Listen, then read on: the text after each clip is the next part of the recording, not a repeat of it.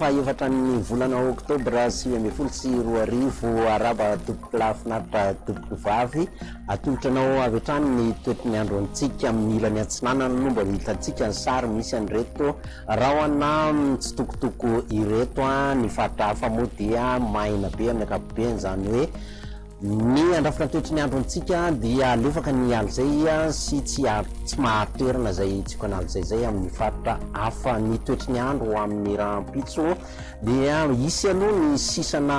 orana tandrifindrahona voindrindra ny voamaraina be io zany hitranga aty amin'ny faritra ny vakina karatra aty ny ilany andrefa soavina andriny iny ny aty amin'ny tapany atsimbongolava aty torak'izay koa ny aty amin'ny morotsiraka atsiminy boeny iny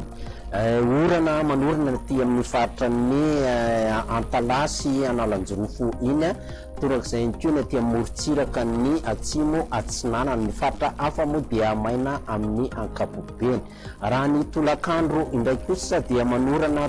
raha ankotroka zany aty amin'ny faritra ny Moromani, vakina karatra, ny ilany andrefan'ny faritra Itasy, ny aty amin'ny bongolava, tapany avaratry menabe, ny aty amin'ny faritra melaky dia manorana ny torak'izay koa ny aty amin'ny faritra Nosbe, Ambanja, Ambilobe iny dia hitantsika manorana ny faritra any amin'ny Antalasy, Analanjirofo ary Atsinanana iny somary mandraona mendalina ny andro indrindra ny amin'ny alina zany morotsiraka ny boeny sy ny tapany avaratry melaka. Ny faritra hafa moa dia maina amin'ny ankapobeny na dia isy ary ny rahona miandalana aty amin'ny atitany ny atsinanany Otomatsiatra sy Orombe iny sy ny ilany andrefa mivatovavy fitovinasy ny atsimo atsinanana. Raha ny marim-panantsika dia tsy mbola misy fiovana firy hatreto aloha